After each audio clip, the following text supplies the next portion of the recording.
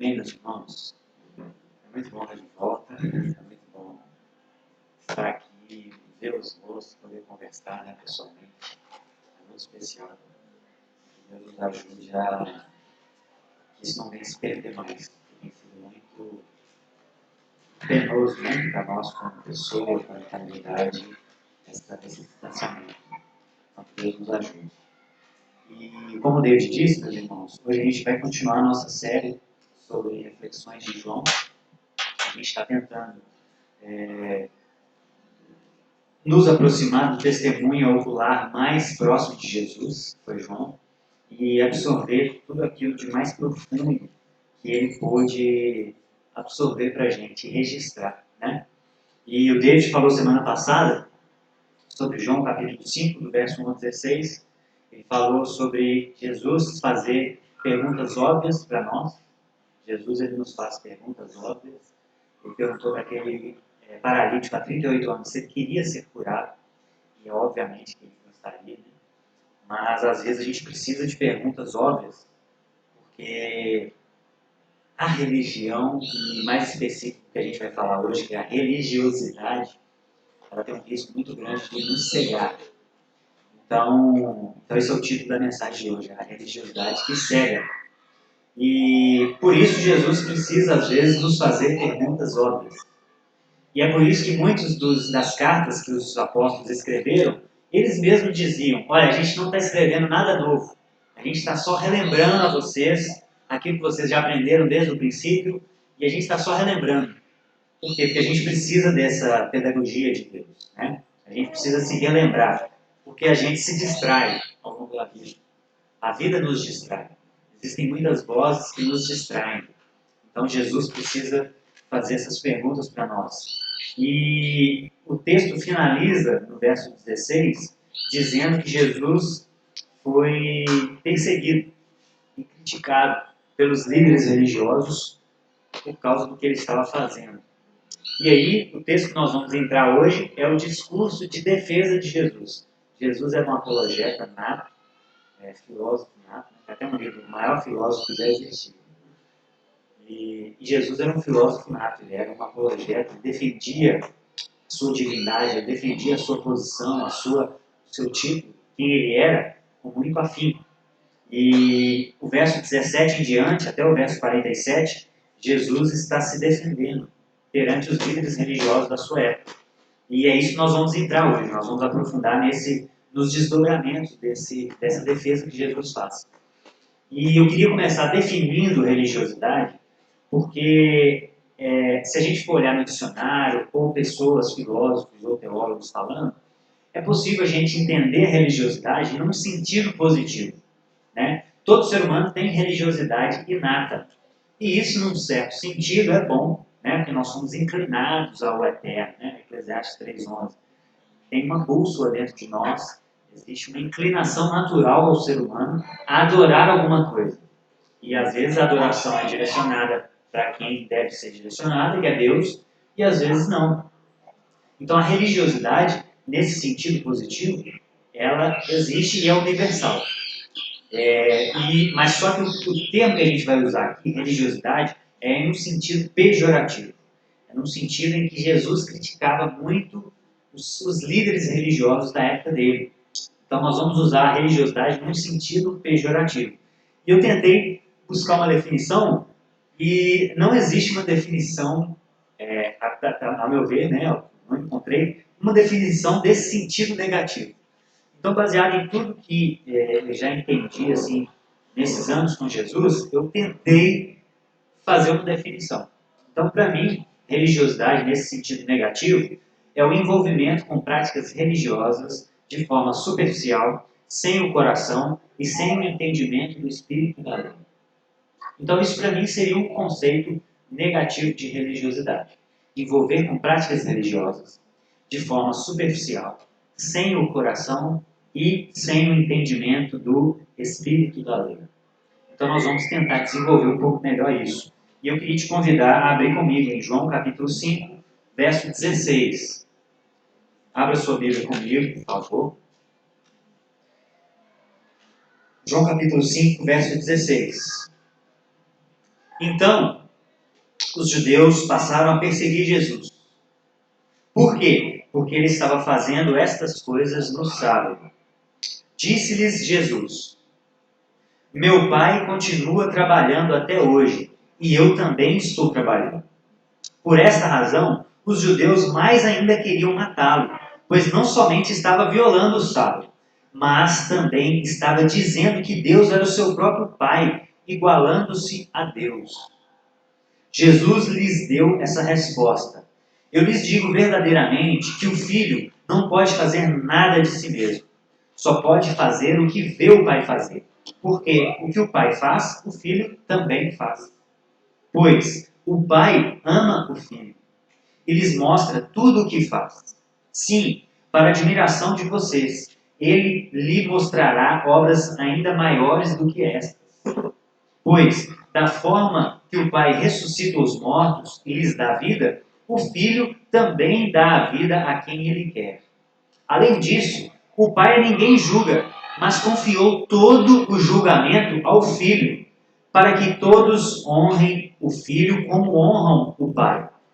Aquele que não honra o Filho, também não honra o Pai que o enviou. Eu lhes asseguro, quem ouve as minhas palavras e crê naquele que me enviou, tem vida eterna, e não será condenado, mas já passou da morte para a vida. Eu lhes afirmo que está chegando a hora, e já chegou, em que os mortos ouvirão a voz do Filho de Deus, e aqueles que a ouvirem viverão. Pois da mesma forma como o Pai tem vida em si mesmo, ele concedeu ao Filho ter vida em si mesmo. E deu-lhe autoridade para julgar, porque é filho do homem. Não fiquem admirados com isso, pois está chegando a hora em que todos os que estiverem nos túmulos ouvirão a sua voz e sairão. Os que fizeram o bem ressuscitarão para a vida, e os que fizeram o mal ressuscitarão para serem condenados. Por mim mesmo nada posso fazer. Eu julgo apenas conforme ouço. E o meu julgamento é justo, pois não procuro agradar a mim mesmo, mas àquele que me enviou. Se testifico acerca de mim mesmo, o meu testemunho não é válido. Há outro que testemunha em meu favor, e sei que o seu testemunho a meu respeito é válido. Vocês enviaram representantes a João, e ele testificou da verdade. Não que eu busque testemunho humano, mas menciono isso para que vocês sejam salvos. João era uma candeia que queimava e irradiava luz, e durante certo tempo vocês quiseram alegrar-se com sua luz. Eu tenho um testemunho maior do que João, a própria obra que o Pai me deu para concluir e que estou realizando, testemunha que o Pai me enviou. E o Pai que me enviou, ele mesmo testemunhou a meu respeito.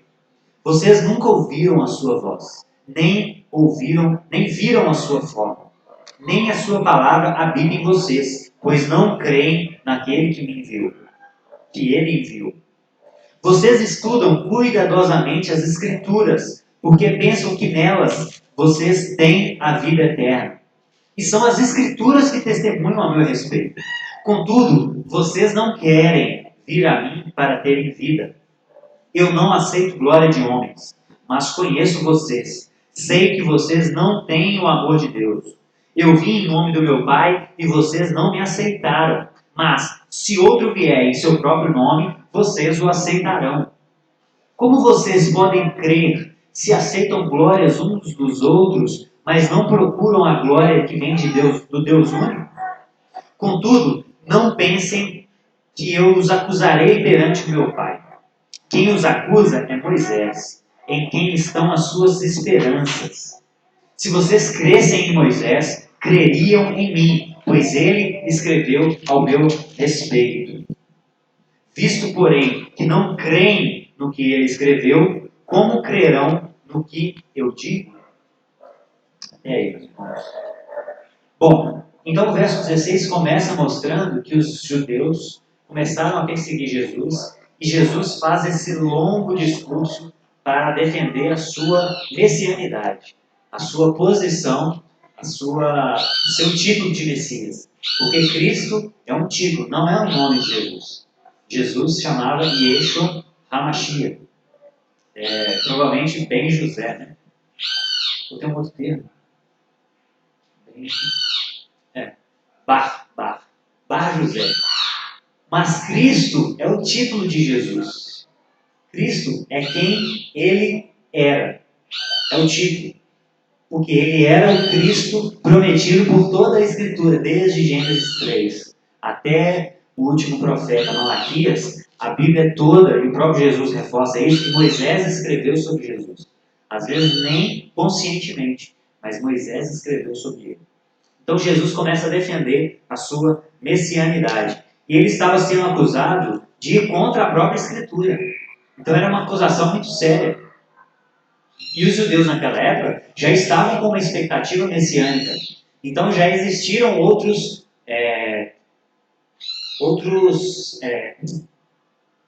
que galgaram o título de Messias. Já existiram vários outros antes de Jesus. E eles utilizavam a Escritura, as profecias, para fazer esse julgamento. Não, mas o Messias tinha que vir da tribo de Levi. Você não é da tribo de Levi, então você não é o Messias. Então os judeus, os líderes religiosos, conheciam as profecias e eles faziam esse julgamento para saber se aquele de fato era o Messias. Então, não é de todo absurda a crítica deles. A crítica deles deveria ser feita, porque para ser Messias tinha que passar por todos os critérios. Então, não é de todo absurda a crítica dos líderes religiosos. A questão é que Jesus vai mostrar que a crítica deles era muito infundada e motivada em razões obscuras, em razões gananciosas, em razões de inveja, né? A Bíblia diz que eles tinham inveja de Jesus. Então esse é o ponto. Mas o fato deles criticarem não era o problema. E eles questionavam Jesus, que ele comia com pecadores, que na mentalidade deles, na ideia que eles tinham de Deus, o Messias não poderia comer com pecadores. Jesus foi acusado de não lavar as mãos antes de comer. Jesus foi acusado de beberrão, porque ele bebia vinho. E agora ele estava sendo acusado, nesse texto em específico, de violar o sábado. Então, Jesus enfrentou uma oposição muito grande de pessoas de alto gabarito na lei, de pessoas que nasceram e viveram para estudar a lei. Então, Jesus ele tinha um público bem instruído na sua frente. Não era pessoas que não conheciam a Torá, não conheciam os profetas. E então, Jesus, segundo o Hernandes Dias Lopes, naquele livro que a gente está seguindo, ele diz que Jesus traz 7 argumentos a favor da sua divindade. E ele começa no verso 18. O meu pai trabalha até agora e eu trabalho também. E os próprios judeus no verso 18 falam, olha, você está se fazendo igual a Deus, como assim você trata Deus como seu pai, algo tão pessoal? Né? Os judeus, eles não tratavam, eles não oravam a Deus como Abba, como papai. Eles oravam, eles nem pronunciavam o nome de Deus. De tamanha reverência que eles tinham e, de um certo modo, é uma distância muito grande. Mas Jesus, ele tratava Deus como Abba, como papai. É um termo muito íntimo. Então eles começaram a questionar Jesus. Mas se você está se fazendo como Deus, então o primeiro argumento de Jesus é que o filho tem a mesma essência do pai. Então se o pai trabalha, o filho também trabalha. Porque o filho só pode fazer o que vê o pai fazer. Por quê? Porque eles têm a mesma essência, eles estão na mesma missão. O mesmo trabalho de Deus é o trabalho do filho. Eles estão na mesma empreitada. Eles estão trabalhando em conjunto para restaurar todas as coisas que foram perdidas lá desde o Éden. Então, o filho tem a mesma essência do pai. Primeiro argumento de Jesus. O segundo argumento de Jesus está no verso 19. O filho não pode fazer nada de si mesmo. Ou seja, o filho está sujeito ao pai. Então, a submissão de Jesus ao pai assustava os judeus. Então, esse é o segundo argumento de Jesus. O filho está sujeito ao pai. Ele não faz nada de si mesmo. Porque ele tem uma submissão. E isso não tem a ver com a essência. Isso tem a ver com as funções da Trindade. A Trindade é uma pessoa, é uma essência em 3 pessoas distintas. Mas, em relação às funções, eles são diferentes. Deus envia. O Jesus morre para restaurar a humanidade. O Espírito Santo convence. Então, dentro da Trindade existe uma funcionalidade, mas não é a diferença em essência. Então, o Filho está sujeito ao Pai, segundo argumento. O terceiro argumento de Jesus é que o Filho tem o amor do Pai. O Pai ama o Filho, ele diz isso no verso 20. O Pai ama o Filho.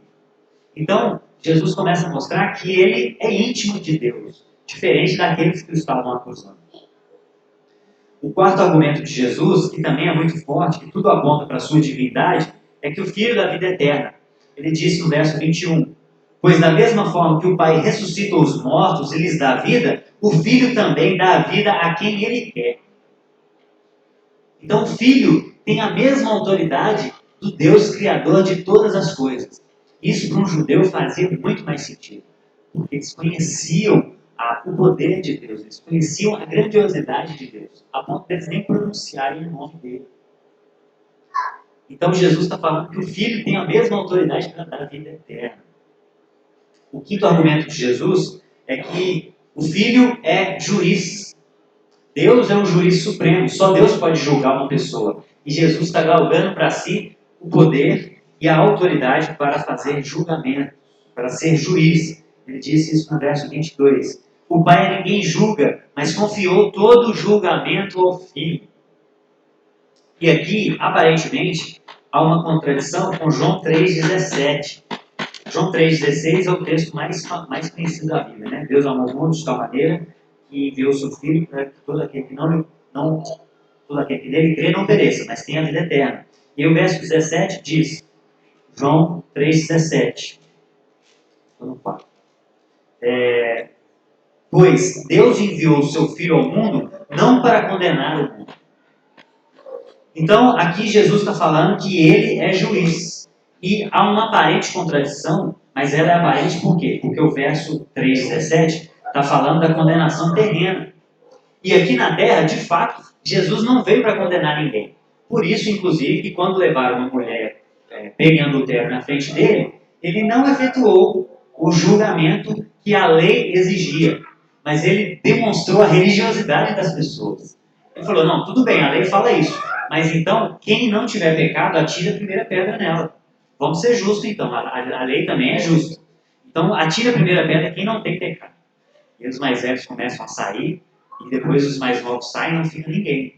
Então, na terra, Jesus não veio para julgar ninguém. Agora, o verso 5,17 que a gente está lendo aqui, 5,22, fala da condenação no juízo final. No juízo final, Deus concedeu todo o julgamento a Cristo. Então, nós vamos comparecer diante do tribunal de Cristo um dia, nós vamos prestar contas para Ele de todos os nossos segundos de vida. Nesse dia, Cristo vai ser o juiz supremo. Mas aqui na terra, Jesus não veio para julgar ninguém, ele veio para salvar. Então o Filho também é juiz. Esse é o argumento de Jesus. E Deus é paciente. E por isso que Jesus era paciente. E por isso que Deus, por exemplo, esperou 720 anos para julgar os cananeus, até quando Josué entrou na Terra Prometida. Desde Abraão ele já estava falando, olha, lá em Gênesis 15, 13, a medida deles de iniquidade ainda não chegou. Então, na quarta geração, os seus filhos vão voltar para cá e eu vou trazer julgamento sobre essa terra. Então, Deus ele é paciente. Mesmo esse Deus juiz, ele é um Deus paciente. E por quê? Porque ele deseja que todos sejam salvos e cheguem ao pleno conhecimento da verdade. Né? 1 Timóteo 2,4. Então, esse juiz é paciente. E Jesus é juiz. Mas ele é um juiz paciente, amoroso, misericordioso. Que estende a mão quantas vezes for necessário para aquela pessoa que quer restauração. Porque existem aqueles que, infelizmente, não querem. E o próprio Jesus falou isso aqui. Vocês não querem vir a mim. Então, nesses, a mão está estendida, mas eles não querem. Então, Jesus não pode fazer nada. Jesus não pode obrigar as pessoas a o aceitarem. E aí, o sexto argumento de Jesus está no verso 26. Da mesma forma que o Pai tem vida em si mesmo, ele concedeu ao Filho ter vida em si mesmo. Então Jesus está falando que ele é autoexistente, que é um outro atributo de Deus. Deus não foi criado, por isso é tão absurdo aqueles argumentos dos ateus se Deus, quem criou Deus? E aí, na cabeça deles, vai acontecer uma regressão infinita, né? Se alguém criou Deus, aí a gente vai perguntar, quem criou essa pessoa que criou Deus? E aí nós vamos infinitamente ficar perguntando. Isso é muito louco, gente. Deus, ele é autoexistente. Deus, ele é eterno. Deus não foi criado. Ele é a causa primeira de todas as coisas. Ele é. Ele não passou a existir. Por isso ele não tem causa. Ele não tem um início, ele não tem um fim. Isso é difícil para a gente entender, porque nós somos criados dentro do tempo. Nós já fomos criados nesse conceito de tempo. Mas Deus está muito acima disso. Deus, ele é eterno. E Jesus está galgando para si esse atributo de eternidade. O Filho tem vida em si mesmo. Por isso que os pais da igreja, nos concílios, para discutir essas questões mais profundas, tanto a Trindade quanto a natureza de Cristo, eles vão fazer essa distinção de criado e gerado. Cristo, ele foi gerado do Pai. Ele não foi criado, ele não teve um início no tempo. Ele foi gerado no sentido mais íntimo. Ele vem da essência do Pai. Então Jesus tem vida em si mesmo, o sexto argumento de Jesus. E só se ele fosse dessa maneira que ele poderia resgatar a humanidade. Porque o John MacArthur vai falar que ninguém pode dar ao outro o que não tem, o que falta em si mesmo. Então, se Jesus não tivesse vida em si mesmo, como ele poderia dar vida, oferecer vida, e a toda a humanidade? Como? Então, Jesus precisava ser Deus. Se Jesus não é Deus, gente, se a gente tira a divindade de Jesus, tudo desmorona. Nós ainda estamos padecendo em nossos pecados. Mas Jesus, para dar vida, ele precisa ter vida em si mesmo. Então Jesus atribui a si esse atributo. E o último argumento de Jesus é que o Filho tem autoridade para ressuscitar os mortos no último dia. Verso 28 e 29. Não fiquem admirados com isso, pois está chegando a hora em que todos os que estiverem nos túmulos ouvirão a sua voz. Sairão uns para a vida e outros para a morte. Então o Filho, ele vai ressuscitar os mortos no último dia. Aqueles que o receberam, ele deu-lhes o direito de serem filhos. Né? João 2. Aqueles que o rejeitaram vão colher o fruto da sua rejeição. Então o Filho, ele tem poder para ressuscitar os mortos no último dia. Então esses são os 7 argumentos de Jesus a favor da sua divindade. E o que mais me choca nesse texto, irmãos, que eu queria aprofundar um pouco mais agora, é sobre o tema da religiosidade. O verso 16 diz que os judeus passaram a perseguir Jesus porque ele estava fazendo essas coisas. E o que são essas coisas? O David já deixou muito claro para a gente. Jesus tinha curado um paralítico que estava há 38 anos, provavelmente numa mesma posição, ou não andava muito naquela região ali perto do poço, né? Do tanque, Bethesda. Então, é um sofrimento inimaginável. É uma pessoa que estava toda destruída fisicamente, mentalmente, emocionalmente, espiritualmente. Ela não tinha vida. Então Jesus curou uma pessoa e os judeus, os líderes, estavam criticando Jesus por fazer isso no sábado. Percebam o foco deles. O foco deles não estava no que Jesus estava fazendo e no benefício que aquilo geraria para aquela pessoa. O foco deles estava na doutrina. Mas isso está errado. Não pode fazer isso no sábado. Isso é bom? Isso é bom, mas não pode fazer isso no sábado. Por isso você não é o Messias. Porque você está fazendo essas coisas no sábado. Então é algo muito chocante imaginar, e a gente cai talvez no risco de falar, eu não faria isso. Mas talvez a gente faria a mesma coisa. Talvez a gente faça em outras áreas da nossa vida hoje, né? É isso que nós vamos tentar descobrir hoje. Então, isso mostra para nós que o maior inimigo da fé não é a perseguição. Existe a igreja perseguida. O maior inimigo da fé é a religiosidade. Por quê? Porque o religioso acha que está no lado certo. Isso é o pior. Aquela pessoa que está com o pé na jaca, talvez no fundo, ela tenha consciência que ela está longe de Deus.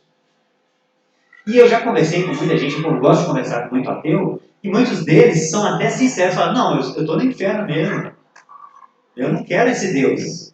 Então eles têm consciência do lado que eles estão. E isso é mais honesto ou menos desonesto, porque no fundo ele conhece a verdade, porque Deus se revelou em toda a criação, Deus colocou a lei moral dentro do coração dele, mas isso talvez seja menos desonesto que o religioso, porque o religioso ele acha que está no lugar certo, e isso é o maior perigo. Quando a gente acha que a gente está no lugar certo, a gente está num dos lugares mais perigosos para a fé sadia. E eu queria ler um texto, 1 Coríntios 10. Paulo fala sobre isso muito bem para nós que estamos querendo fugir da religiosidade. 1 Coríntios 10. Paulo diz o seguinte: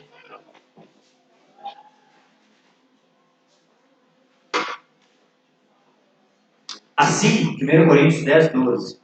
Assim, aquele que julga estar firme, cuide-se para que não caia. Olha isso. Aquele que julga estar firme, cuide-se para que não caia. Então, traduzindo, o que Paulo está falando? Se você acha que você chegou num patamar de fé, de espiritualidade muito bom, muito cuidado. Muito cuidado que você está sendo levado por um caminho muito perigoso. Isso é muito nítido na vida de Paulo. Paulo vivenciou isso de uma forma muito, muito intensa. Paulo, quando ele era fariseu, quando ele era religioso, quando ele vivia na religiosidade, ele estava provando a morte de Estevão. Porque Estevão era um pecador, era um blasfemo. Ele conhecia a lei. Ele estava firme na cabeça dele. E aí, quando ele tem um encontro com Jesus, ele cai do cavalo e ele inicia o discipulado com Jesus, ele vai escrever depois: nossa, eu sou o pior dos pecadores. Então, a visão de alguém que está no meio religioso, que acha que está de pé, é uma. A visão daquele que conheceu e teve um encontro genuíno com Jesus é totalmente diferente. O nosso conceito de santidade, eu acho que a premissa para ser santo é reconhecer os seus pecados. Parece um paradoxo, mas não é. A premissa para ser santo é saber do lamaçal que você está envolvido. Então, santo, a gente vem de uma cultura católica romana. Santo, para essa cultura, é aquele que chegou no estágio máximo de perfeição.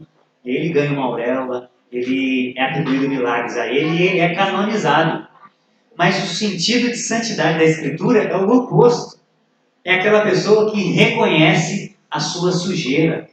Isso é a pessoa que está num caminho sadio de santidade. Então, quem está de pé tem que se cuidar para que não caia. E o Ed René vai falar o seguinte: duas mentiras que a religiosidade nos faz acreditar. Uma, que somos bons, e outra, que a salvação é um fim. São os dois perigos que a gente tem. Achar que a gente é bom, e se a gente acha que a gente é bom, a gente já está com problemas, porque quanto mais eu me aproximo de Jesus, mais eu consigo enxergar a escuridão que está dentro de mim. Então, quanto mais eu leio a Bíblia, quanto mais eu oro, quanto mais eu jejuo, quanto mais eu congrego e tenho contato com pessoas que estão buscando esse mesmo Jesus, quanto mais isso acontece, mais eu vejo problemas dentro de mim. E problemas muito profundos, e problemas que às vezes eu não enxergava e que agora eu enxergo. E o outro perigo é achar que a salvação é um fim. Eu estou salvo. Ah, então tá liberado. Tá tudo certo. Mas isso são os perigos da nossa religiosidade. A salvação, David fala isso muito bem. A salvação é uma porta. É a porta de entrada. A pessoa que entrega a sua vida a Cristo, ela entrou na porta. Ela vai dar o primeiro passo. A partir dali, meu amigo, tem uma caminhada de dificuldade, de sofrimento aguardando a gente não tem noção. Por isso que o nosso maior inimigo não é a perseguição. Porque quando a gente vai olhar para a história da igreja, os 3 primeiros séculos da igreja foram muito frutíferos. Por quê? Porque de fato a igreja, inclusive, a igreja estava sendo perseguida. As pessoas estavam sendo colocadas como tochas humanas. E quanto mais as pessoas morriam, mais pessoas se convertiam. Porque elas não conseguiam entender como alguém poderia ter tanto desprezo com a morte como os cristãos. Eles não conseguiam entender. As pessoas se matando, entre aspas, para viver, e os cristãos, você vai me matar? Tudo bem. Eu vou encontrar com o meu Senhor. Tudo bem. E sorriam, queimando, sorrindo. E aí, quando Constantino acaba com a perseguição da igreja, em 312 depois de Cristo, e em 381, Teodósio institui o cristianismo como a religião oficial do Estado romano, do Império Romano, as coisas começam a desandar. Porque começaram a vir leis favorecendo os cristãos e prejudicando as outras religiões pagãs. Então, os pagãos, eles tinham impostos mais pesados que os cristãos. Então, era mais rentável agora ser cristão. Então, antes, a pessoa ela se convertia sob pressão de morte. Então, era uma conversão genuína. Agora, as pessoas se convertiam porque elas iam pagar menos imposto. Era rentável. E aí, inclusive, o Gonzalo vai falar naquele livro ali, sobre a história da igreja, que as pessoas de classes mais altas começaram a entrar muito mais para a igreja a partir desse momento, porque era mais rentável. E provavelmente, ele não toca nesse livro, mas talvez o discurso começou, dentro desse meio, começou a ser, a agulha começou a ser aumentada, né, para o camelo passar. Então, a partir desse momento, se você for estudar a história das heresias cristãs, e tem as heresias católicas e as protestantes também, né? Mas nessa época, era a igreja junto com o Estado, então era a igreja católica romana. E existiam as pessoas que contestaram isso. Os donatistas foram um deles. Foram cristãos que criticavam essa junção de igreja e Estado, os monges também. Então, quando você vai estudar a história das heresias cristãs, começa ali no século IV, século V, e aí vai piorando cada vez mais, até chegar na Reforma Protestante, século XVI, os papas estarem vendendo pedaços de papel assinado por eles, falando que aquilo ali comprava salvação. Chegou num nível que foi o nível de iniquidade, né? Foi aumentando. Deus teve que mandar um Lutero. Mandaram outros, né? Os pré-reformadores, mas Lutero foi que atiçou a chama da reforma. Então, gente, a perseguição, a dificuldade não é o nosso maior inimigo. O nosso maior inimigo, eu entendo que são as facilidades. Como disse o nosso amigo David, facilidades não constroem pessoas de finalidade. Então, as facilidades são o nosso maior perigo. E o ambiente religioso, ele é muito perigoso por isso. É um paradoxo. Ser cristão é um paradoxo, gente. Estar aqui hoje é um paradoxo. Por quê? É um ambiente que te propicia, ao mesmo tempo, sair daqui muito melhor, mas tem um risco de você sair daqui muito pior também. Por causa disso.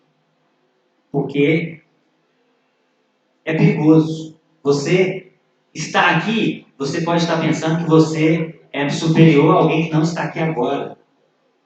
Nossa, eu cantei com todo o meu coração. E você se orgulha até por ser santo. Então é um risco muito grande.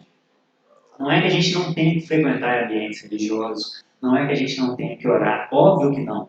A questão é a gente tem que tomar cuidado com a armadilha que isso traz para nós. O ambiente, ele traz essa armadilha, esse paradoxo. Nós temos que lembrar sempre de quem nós somos e nos dobrar a Jesus o tempo inteiro para que a gente veja Ele e tenha a referência correta de quem nós somos. Porque se eu ficar me comparando com um e com o outro aqui, eu posso me ver pior ou melhor. Mas se eu me comparar com Jesus, eu vou sempre me ver pior. Não tem como. Não tem como eu me ver melhor se eu olhar para Jesus, para a referência correta. Não tem como. E isso é o que os fariseus estavam fazendo. Eles olharam para aquela cura e eles estavam preocupados com a doutrina correta, que deve ser preocupante também, óbvio. A gente tem que preocupar com a doutrina correta. A questão é, eles não entenderam o espírito da lei. Eles eram superficiais. Eles transformaram o sábado numa lista de proibições. O Hernandes Dias Lopes vai falar que eles criaram 39 proibições só para o sábado. Só para o sábado, uma pessoa que queria guardar o sábado, existia 39 proibições, o que você não poderia fazer. Porque, por exemplo, não pode trabalhar no sábado. Isso é vago. Então eles precisavam de tentar discernir o que é trabalhar. Então, caminhar com o seu animal 2 km é trabalhar? 2,1 km é trabalhar? E 2,5 km? Foram isso que eles tentaram fazer. E talvez o início, eu acredito que foi uma tentativa justa e saudável. Porque os fariseus surgiram no período interbíblico, que eles estavam em exílio, eles estavam sofrendo muito abuso dos gregos, né, dos persas, dos babilônicos. Eles vieram dessa perseguição, eles foram expulsos da sua terra. Então os fariseus surgiram nesse período para tentar guardar o zelo por Deus. Então os fariseus, os saduceus, surgem como um movimento de tentar guardar a sã doutrina. A questão é que eles se perderam no caminho. Essa que é a questão. E o Guilherme de Carvalho vai dizer que existem duas formas de ser religioso. Ou idólatra, né? Ele trata no termo de idolatria, mas a gente pode aplicar aqui perfeitamente. Você pode ser religioso adorando um Deus falso, ou seja, se você adora um orixá, por exemplo, isso é um Deus falso. Se você adora um dinheiro, se você adora um pastor, qualquer coisa que você adora que não é Deus, é um Deus falso. Então essa é uma forma de ser religioso. Agora, o que é mais comum de nós, cristãos, é fazer uma imagem falsa do Deus verdadeiro. Essa é uma outra forma de ser idólatra, de ser religioso. Fazer uma imagem falsa do Deus verdadeiro. Tem até o nome de Jesus, tem até o nome de igreja, a roupa é bonita, os atos são muito bonitos por fora, mas é uma imagem falsa de um Deus verdadeiro. Olha isso, interessante. Isso é mais comum da gente, do fariseu que está dentro de nós. E Jesus estava falando para esse grupo, com pessoas que estavam dentro desse ambiente religioso. E o que Jesus estava fazendo, ele estava trazendo mudanças tão radicais, gente, que às vezes a gente tem dificuldade de entender, por isso que a gente tem que entender que, de fato, tem um certo sentido o questionamento dos fariseus, como eu falei. Por quê? Porque o que Jesus estava fazendo era radical demais para eles. Imagina se eu começo a pregar aqui que Deus vai salvar todo mundo. Não tem esse negócio de céu nem inferno. Todo mundo vai ser salvo. Hitler vai para o mesmo lugar que Madre Teresa de Calcutá. Imagina se eu começo a pregar isso aqui para vocês. Pelo que vocês conhecem da Bíblia, pelo que vocês já ouviram nos anos de comunidade, de igreja, isso soa absurdo, não soa? É o mesmo que os ouvidos dos judeus daquela época estavam entendendo. Eles estavam suando os ensinamentos de Jesus, aquilo que Jesus, lá em Mateus capítulo 5, no Sermão do Monte, vinha trazendo. Olha, vocês ouviram o que foi dito.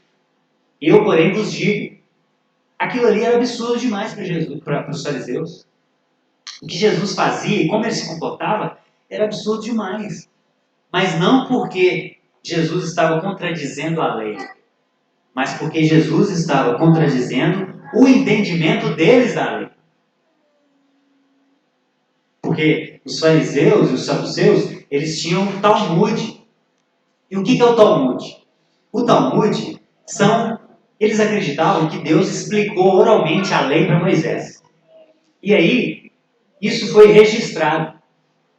Então, isso ficou chamado como Mishnah, que é a explicação da lei que Deus deu para Moisés. Eles acreditavam que a Mishnah era a explicação que Deus deu para Moisés, e que Moisés foi passando para os seus discípulos, e os seus discípulos registraram isso. Formou um livro chamado Mishnah. Depois, ao longo dos anos, tem um outro livro chamado Gemara, e que também foram acréscimos de explicação da Torá. Esses dois livros formam o Talmud judaico. O Talmud, então, são explicações da Torá, da Bíblia, do Antigo Testamento. Então, muita coisa foi escrita ali. E essas 39 proibições estavam ali, nesse Talmud. Então, o que Jesus veio questionar não era a lei de Deus, que ele próprio inspirou Moisés a escrever. Jesus veio questionar o entendimento que eles tiveram da lei. Então, por isso Jesus não diz, vocês ouviram o que a lei disse, mas ouviram o que os antigos disseram. Ouviram o que a tradição disse, não o que a lei disse. Então, Jesus estava trazendo o entendimento correto da lei. E por quê? Porque eles distorceram. E Jesus vai mostrar isso em vários momentos. Quando fala com eles que eles, o Corban, por exemplo, lá em Marcos 7, que eles davam um jeito de arrumar um jeito de transgredir a lei usando a própria lei. Então a lei dizia para eles cuidarem dos pais. E sabe o que eles faziam? Eles tinham dinheiro no banco guardado e eles tinham a responsabilidade de cuidar dos pais na velhice. E o que eles faziam? Eles faziam um acordo com os líderes religiosos do templo, porque a lei dizia que aquilo que fosse ofertado não poderia ser usado para cuidar dos pais. Então eles faziam um acordo, olha, eu vou pegar esses 20 mil que eu tenho no banco, vou entregar, entre aspas, no templo, e aí eu vou virar para o meu pai e falar, ô pai, não vou poder te ajudar a comprar aquele remédio que você está precisando, aquela prótese que o senhor está com problema na perna, não vou poder te ajudar, vai em paz. E aí, depois que o pai morria, ele voltava no templo e pegava uma porcentagem daquele dinheiro de volta. E o líder religioso ficava com o restante.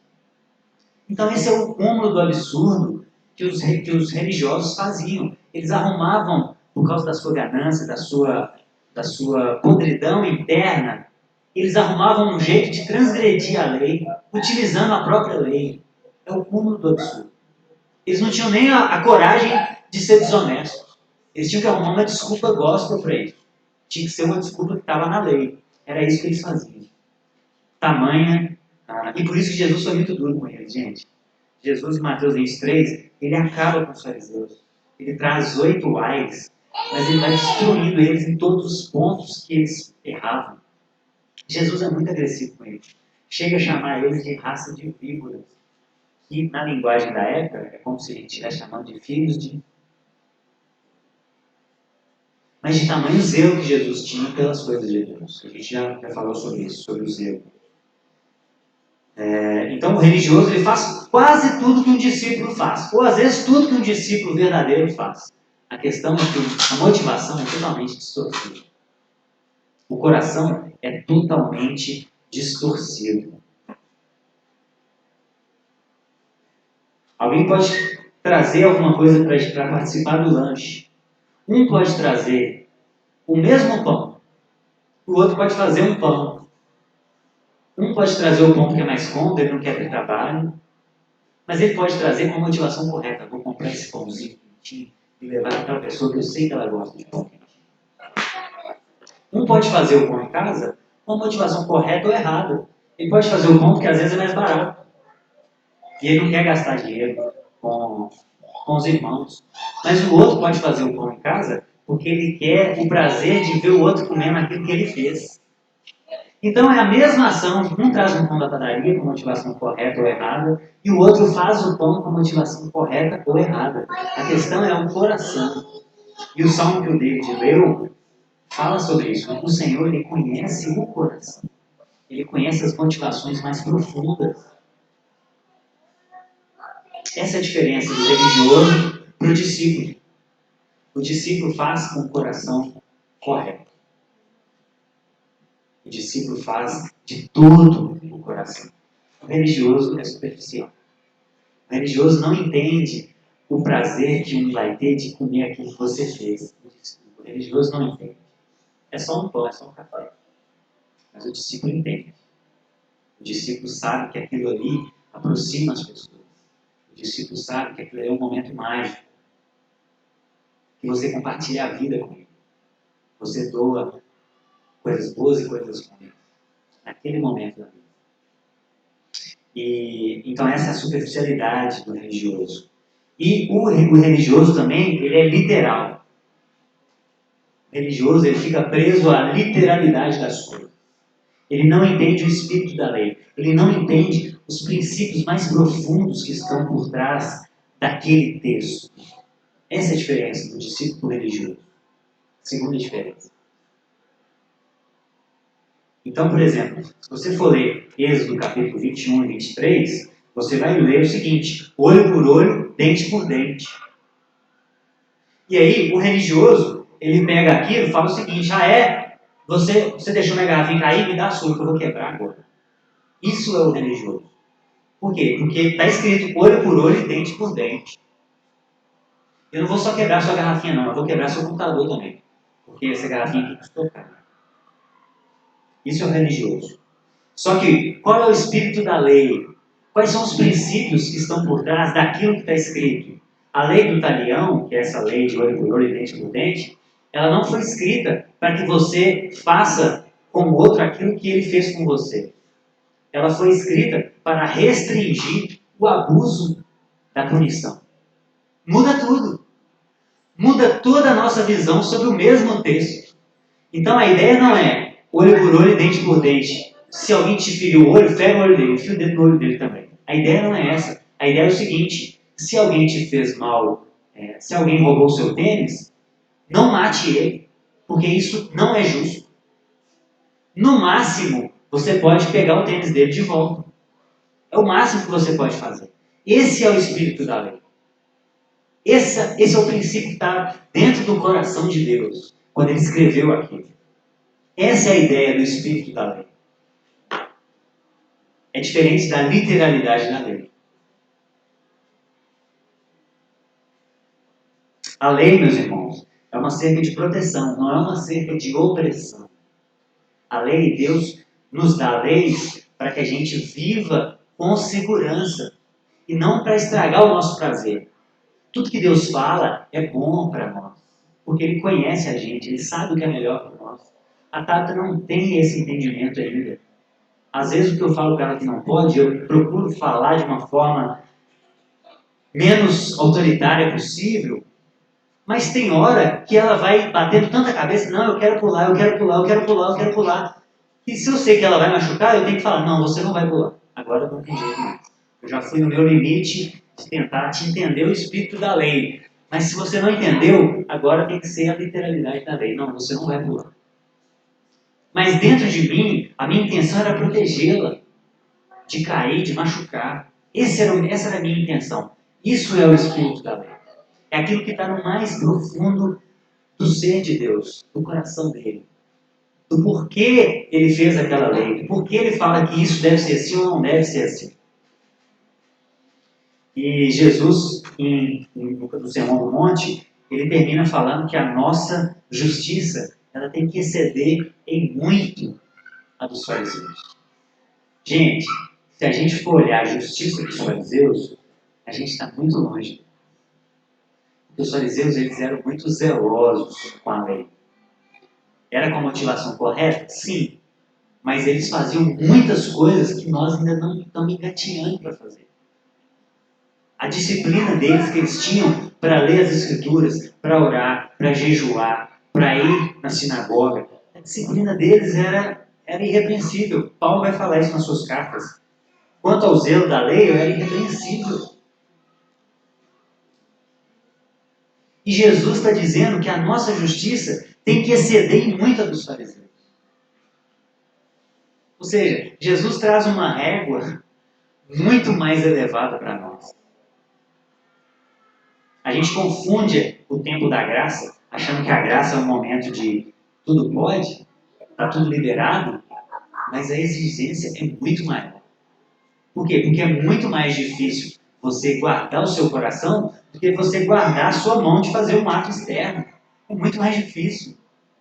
É muito mais difícil segurar sua mente para não adulterar, para não desejar a mulher ou o marido do próximo, do que você de fato fazer aquele ato. É muito mais difícil. É um nível muito mais profundo. Mas esse é o caminho do discípulo de Jesus. Se você não quer ser religioso, esse é o único caminho, não tem para onde ir. O caminho é difícil de fato. O caminho é muito difícil. E talvez, concluindo, seja um momento oportuno para a gente fazer perguntas óbvias para nós hoje. Porque talvez a gente está cego pela religiosidade, pelos vários anos de igreja, por tocar na igreja, por cantar, por pregar, por ser diácono na igreja. E isso pode ter manchado o básico. Quem é Jesus? Você conhece Jesus Cristo de Nazaré? Você conhece o que Jesus pensa sobre as várias áreas da vida? Você conhece o que Jesus pensa sobre você profundamente? Por que você é cristão? O que você está fazendo aqui hoje? Qual é a motivação de você estar aqui hoje? São perguntas básicas que às vezes a gente se perde em meio à religiosidade. E não se assustem, irmãos, porque isso não tem a ver com o tempo que a gente tem de convertido, com o tempo que a gente tem de frequentar ambientes religiosos. Isso não tem a ver com isso. Porque Pedro, lá em Lucas 22, depois de andar 3 anos com Jesus, na última ceia de Jesus com Pedro, Jesus fala para ele assim: Pedro, Satanás quis te devorar, mas eu orei por você. Então, Pedro, quando você se converter, apacenta as minhas ovelhas. Gente, Pedro, um tempo atrás, estava na religiosidade, falando que Jesus, eu dou minha vida por você. Eu me entrego por você, eles não vão te prender, não, Jesus. Eu sou o cara, eu sou religioso, eu deixei tudo por você, Jesus. E Jesus vira para ele e fala: Pedro, quando você se converter, apacenta as minhas ovelhas. Pedro ainda não era salvo, irmão. Pedro ainda não tinha convertido o seu caminho. Vocês têm noção da gravidade disso? O Pedro que andou sobre o mar, ainda não era convertido. Porque a conversão não tem a ver com quantos milagres a gente faz, quantas pessoas são curadas pelas nossas orações. Porque muitos naquele dia vão ouvir isso. Olha, eu não conheço vocês. Mas Jesus, eu curei muitas pessoas, eu era cristão. Eu usava a blusa de Jesus. Eu ia no culto, eu dava o meu dízimo. Eu cantava na igreja. Várias pessoas já foram curadas pelo meu ministério. E Jesus vai falar para muita gente: eu não conheço vocês. O coração de vocês, eu nunca vi o coração de vocês. Eu nunca vi aquela disposição de ir para uma reunião e abençoar as pessoas. Eu via só uma disposição de receber, de usurpar aquilo que estava sendo. Usurpar do café, usurpar da presença, da casa. Eu só vi isso, nunca vi um coração disposto a seguir Jesus, a morrer para si mesmo, a tomar a sua cruz. Eu nunca vi isso. É isso que muitas pessoas vão ouvir.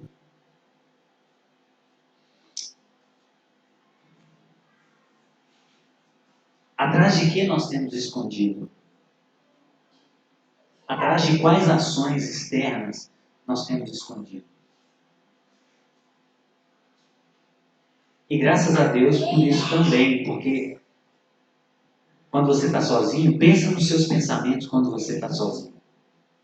Pensa no que você seria capaz de fazer se não existisse mais ninguém na Terra. Só você. Isso é religiosidade. Porque o coração ainda não foi tocado. A motivação ainda não brota de lá de dentro. Isso é o religioso. Ele é superficial. Ele entende a literalidade da lei, mas ele não entende as motivações mais profundas de Deus.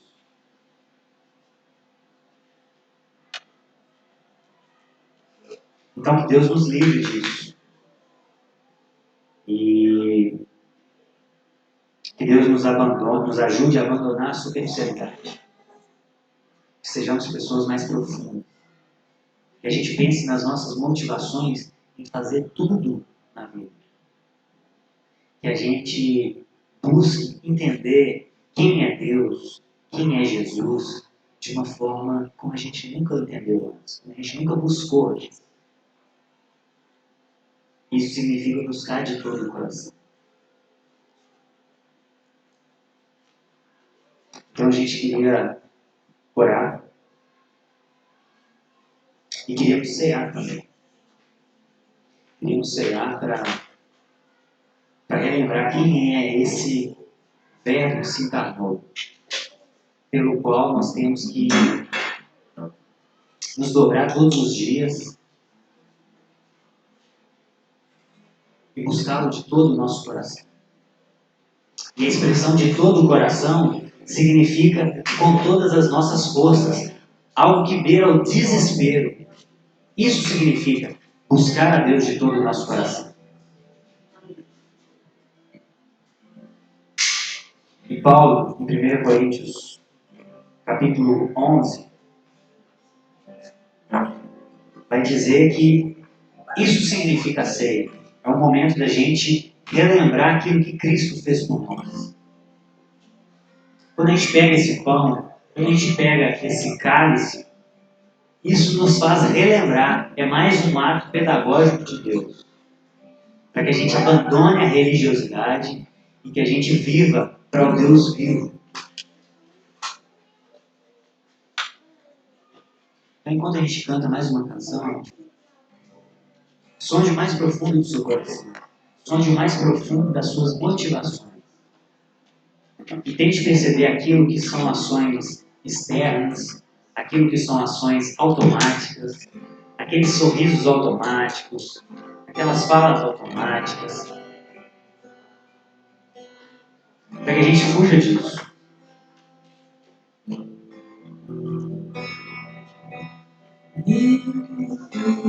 Íntimo jardim,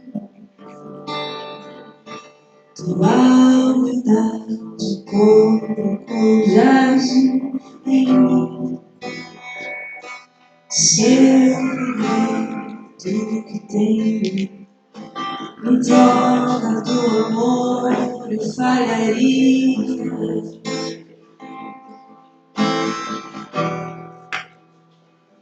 Pois o amor não se compra, nem se merece. O amor se ganha, de graça o recebe. Eu quero conhecer Jesus. Eu quero conhecer Jesus. Eu quero conhecer Jesus. Eu quero conhecer Jesus. E ser achado dele.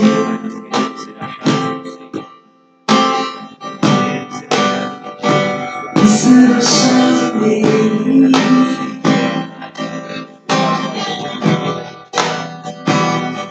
Meu orgulho me tirou do jardim. Tua humildade colocou jardim em mim. Se eu vender tudo que tenho, em troca do amor eu falharia.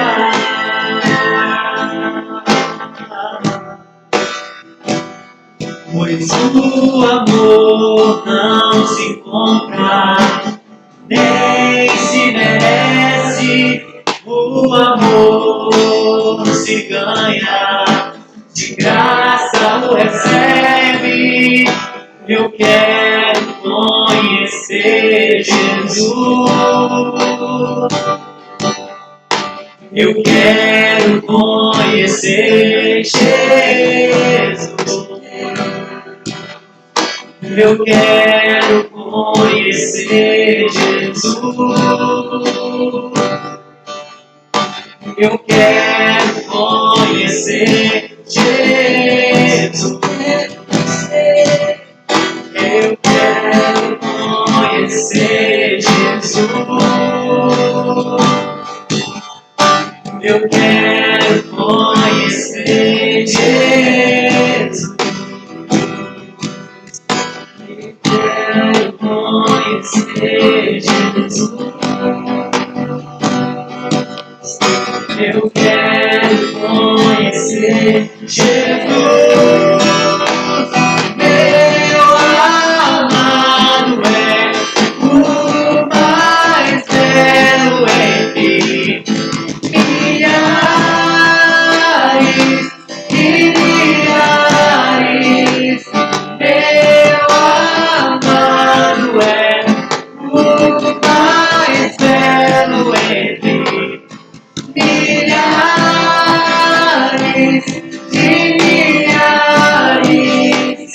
Meu amado é o mais belo entre milhares de milhares. Meu amado é o mais belo entre milhares de milhares. Pai, o Senhor é o mais belo, porque o Senhor é único. Nos ajude, Pai, a nos livrar de todos os deuses falsos, Pai, que governam o nosso coração. Nos ajude a nos livrar da imagem falsa que temos de Ti, Pai, o Deus verdadeiro. Nos livra, Senhor, da religiosidade. Nos livra da superficialidade, Pai, da vida. Nos livra dessa literalidade, Pai, que entendemos a sua Escritura. Pai, nos ajuda a conhecer o Cristo ressurreto, o Jesus de Nazaré, aquele que veio há 2021 anos atrás, Pai, para nos resgatar.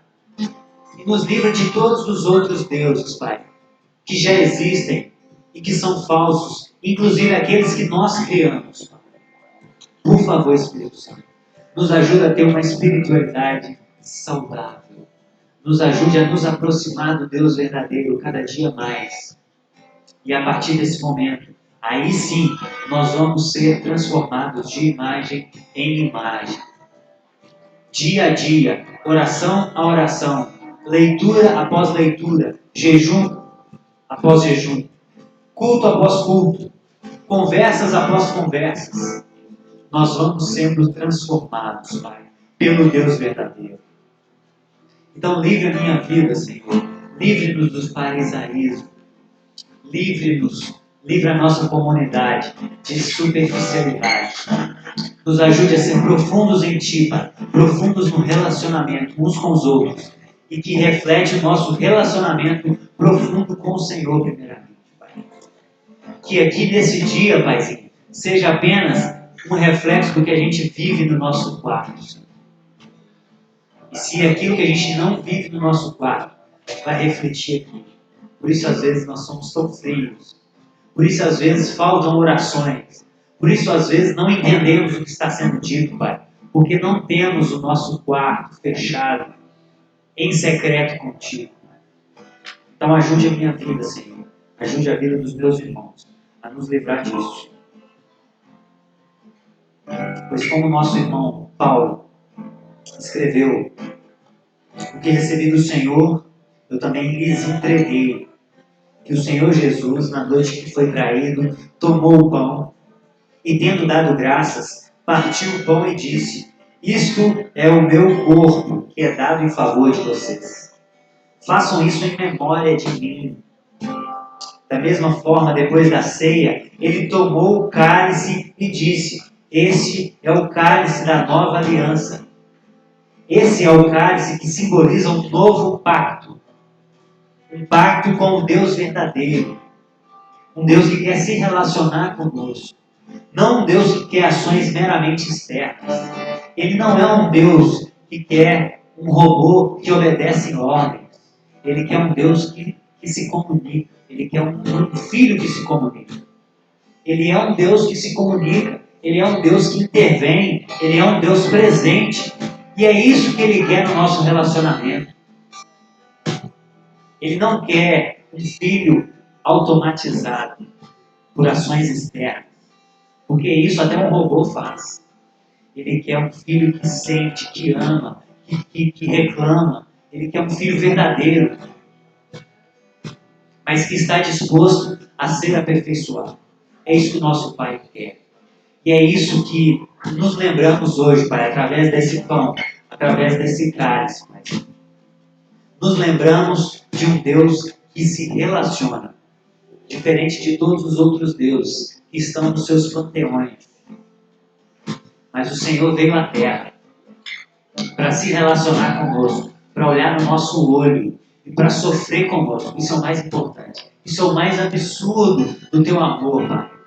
Um Deus que veio sofrer junto conosco e para nos resgatar sem o nosso merecimento.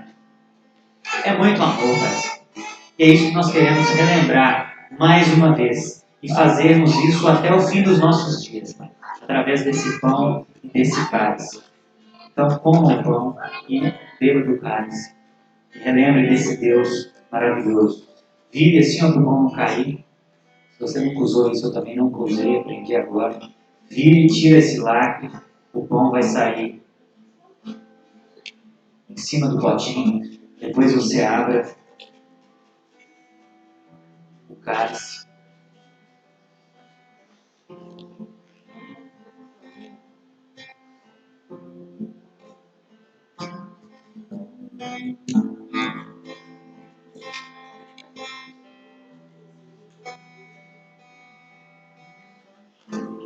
Obrigado, Pai. Obrigado por mais um dia que podemos contemplar a Tua face, Pai. Sem máscaras, sem nada que nos impeça de ter acesso ao Deus verdadeiro, Pai. Muito obrigado. Obrigado por este retorno, Pai, presencial com meus irmãos, por poder ver o rosto deles e abraçá-los, mesmo que à distância, e sentir a dor deles, e sentir a alegria deles, Paizinho. Obrigado por esse dia. Que o Senhor nos abençoe mais uma semana de caminhada contigo, para tirar as nossas máscaras e ter um relacionamento genuíno contigo. Em nome de Jesus. Amém.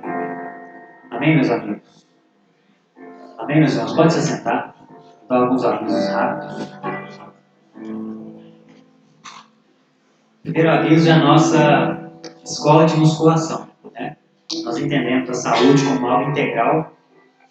Então, nós estamos aqui nutrindo a nossa saúde espiritual, nas nossas conversas pastorais, nas nossas conversas uns com os outros. A gente procura nutrir a nossa saúde mental também, os nossos sentimentos, a nossa alma, né? E também entendemos que a saúde física é tão importante quanto isso. Então, nós temos um projeto aqui na comunidade, terça e quinta, às 9 horas, a gente faz aula de musculação aqui. Então, se você tiver interesse, tiver disponibilidade, é um valor simbólico de R$80 por mês. Metade disso é para ajudar a custear a casa, né? Nossa casa que a gente está usando. E então é um investimento que você pode fazer na sua saúde. Se você está sedentário, você precisa se arrepender. Lembrar onde você caiu e começar a se exercitar. Porque o seu corpo não é seu, Jesus comprou ele. E você não tem autoridade sobre ele. Você tem que glorificar Deus com o seu corpo, com Jesus. Paulo fala em 1 Coríntios 6, 19 e 20. Então o seu corpo não é seu, esquece. O cristão ele não tem mais nada, perdeu tudo. Inclusive o seu corpo, tá bom? Então faça exercício e seja saudável também para a glória de Deus. Terça-feira, nossa reunião de oração. Terça agora já vai voltar presencial, então terça agora a gente já vai voltar presencial também. Mantendo os mesmos cuidados, a Pri está à frente. Terça-feira, 8 horas aqui na casa, a nossa reunião de oração, tá bom? E na quinta-feira, muito importante, gente. Quinta-feira, 20 horas, nós vamos ter o nosso módulo da escola Casa do Pão de educação financeira. Então, se você tem dificuldade de organizar suas finanças, se você tem dificuldade de saber sobre investimento, se você tem dificuldade de saber sobre dinheiro, nós vamos tratar tudo isso na nossa escola. Então, nós vamos retomar já na quinta, a gente faz um módulo mês sim, mês não. Quem vai estar à frente vai ser eu e o Gui. Eu vou dar a primeira aula só sobre a cosmovisão bíblica do dinheiro. Então, nós vamos tentar entender, nós vamos tentar destrinchar o assunto de forma exaustiva. Até agora já deu 70 páginas. A apostila. Então, essa semana vai dar um pouco mais. Então, eu estou tentando sistematizar tudo que eu já escrevi sobre o assunto, tudo que eu já preguei sobre o assunto. Estou tentando sistematizar para que a gente aprenda o que a Bíblia diz sobre dinheiro. Né? E aí, depois, nas próximas aulas, o Gui, que é coach financeiro, olha isso, coach financeiro, consultor, não pode ser chamado de coach, não, alfaiate financeiro. Porque coach está na moda, né, gente? Mas ele é consultor financeiro. Ele tem uma empresa, ele já trabalhou nas maiores instituições financeiras no país, ele trabalhou no Itaú, no Unibanco, já foi representante da Prudential, que é uma empresa de seguro gigantesca no mundo inteiro. Então ele tem experiência sobre o assunto. Então ele vai falar sobre organização financeira, como sair de devedor para poupador, como organizar suas finanças familiares, e como ser um investidor também. Vamos falar de investimento. Então, se você tem dúvidas sobre esse assunto, me procure, tá? Se você não tem o meu número, lá no grupo da igreja tem o meu nome lá, pode me chamar no privado para fazer a sua inscrição. A escola é R$40 todo mês. Então, é R$10 por aula. Isso no presencial. No online é R$25 a inscrição, tá bom? Então, se você quiser, se a gente tiver mais inscritos, a gente vai vir aqui para fora, para ficar mais aberto, né, mais arejado. Se tiver pouca gente, a gente vai fazer lá dentro mesmo. E online a transmissão ao vivo, e você tem acesso às aulas gravadas também. Nós vamos gravar e disponibilizar para todos os inscritos. Porque às vezes a pessoa não trabalha 8 horas na noite. Então a pessoa não pode acompanhar ao vivo, ela pode acompanhar online.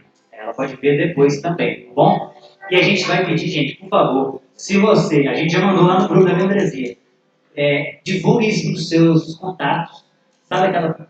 Eu fiz uma lista com todos os meus contatos, então vocês já sabem, tudo que eu mando às vezes, que eu acho interessante, eu mando para todo mundo. Às vezes eu mando no grupo da igreja e chega no seu pessoal também, porque eu tenho uma lista de transmissão com todo mundo. Então, quem sabe alguém pode ser edificado com isso. Então, mande para os seus contatos também, ajude a gente a divulgar, divulgue nas suas redes, para que a gente possa alcançar o maior número de pessoas possível, tá bom? Vai ser muito bom, vai ser excelente. O Gui é violento nas finanças, gente, não tem noção. Amém? É isso. Então, que Deus abençoe vocês, que a gente continue nesse engajamento no retorno. São horas que a gente tem que se reunir para pensar. Só para voltar um dia, é muita estrutura. Tem que pensar no café, o que nós vamos fazer. Tem a sala das crianças, quem vai ficar na sala das crianças. Tem que limpar a sala das crianças. É muita gente. Então, a gente está empenhado para retomar essa vida da igreja presencial de forma mais segura possível e de forma mais saudável possível para a nossa alma e o nosso espírito também, tá bom? Então esteja junto com a gente, né, filha? Ela veio para a igreja hoje, mas o Tico não veio, o Tico está passando mal hoje. Olha pelo Timóteo, ele teve febre essa noite. Já estabilizou?